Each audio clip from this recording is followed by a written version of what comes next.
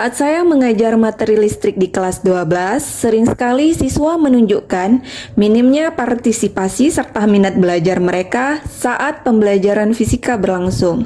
Nah, hal tersebut memantik saya untuk menciptakan suasana belajar yang aktif dan inovatif agar peserta didik memperoleh pengalaman belajar yang bermakna. Seperti yang kita tahu, pendidikan masa kini menuntut lebih dari sekedar transfer pengetahuan. Di tengah perubahan zaman yang dinamis, sekolah dituntut melahirkan peserta didik yang tidak hanya cerdas secara kognitif, tapi juga tangguh dan reflektif, yang memiliki karakter yang kuat.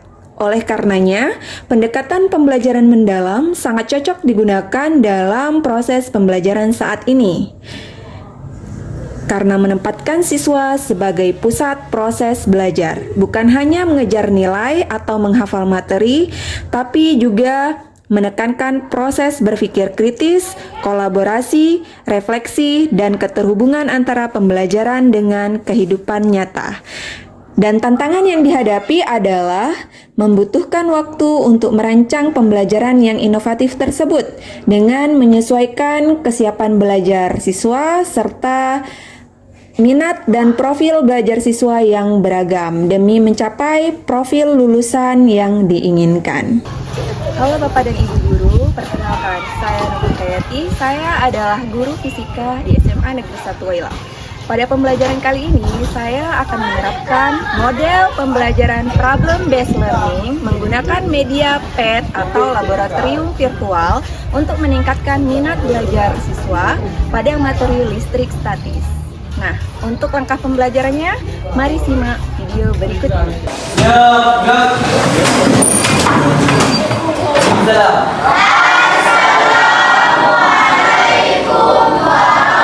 warahmatullahi wabarakatuh. Waalaikumsalam warahmatullahi wabarakatuh.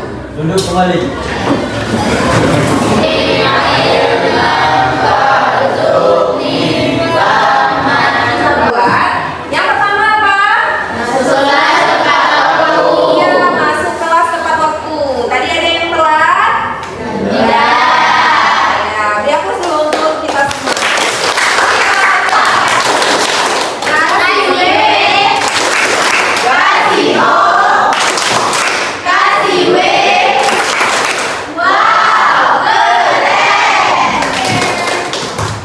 Hal pertama yang dilakukan untuk memulai pembelajaran adalah menyampaikan tujuan pembelajaran. Mempengaruhi gaya listrik. Yang kedua apa? Siapa mau baca?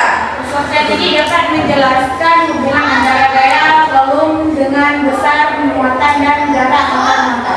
Oke, ini yang akan kita pelajari pada hari ini tentang gaya listrik atau gaya volume. Oke, selanjutnya Ibu akan mengirimkan link asesmen ke grup ya. Silakan dikerjakan masing-masing. Pada pembelajaran problem-based learning, langkah awal yang dilakukan yaitu memberikan orientasi masalah. Di sini saya menanyakan kepada siswa, pernahkah melihat petir? Kenapa petir bisa terjadi? Setelah siswa memberikan masing-masing jawabannya, kemudian saya menyampaikan bahwa peristiwa petir ini sebenarnya sesuai dengan firman Allah pada Al-Quran, yaitu surat An-Nur ayat 43. Langkah selanjutnya yaitu mengorganisasi peserta didik. Selanjutnya membimbing penyelidikan menggunakan PET simulation.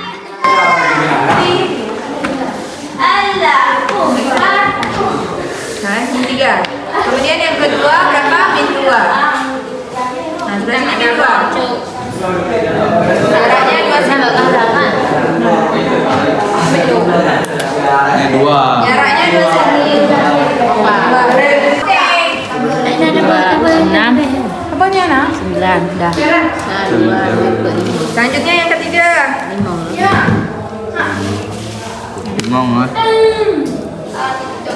Terus baca. Ininya berapa F-nya? 134. Nah, coba catat di sini 134 Newton. Ini boleh kita, Bu? Ya. Sini ya, Bu. 134. 134 Newton. 5 ya. Dah. Berarti ini kan udah 2 cm dari 5 ke 7 cm kan ada ini kan? Berapa M-nya nih? Bacanya 1,483. Itu min langsung ke belakang. Nah, kemudian yang sebelah sini min 2. Boleh, besar boleh, jauh boleh. Tahap selanjutnya penyajian hasil. Akan dibacakan oleh Iqbal. Silakan Iqbal.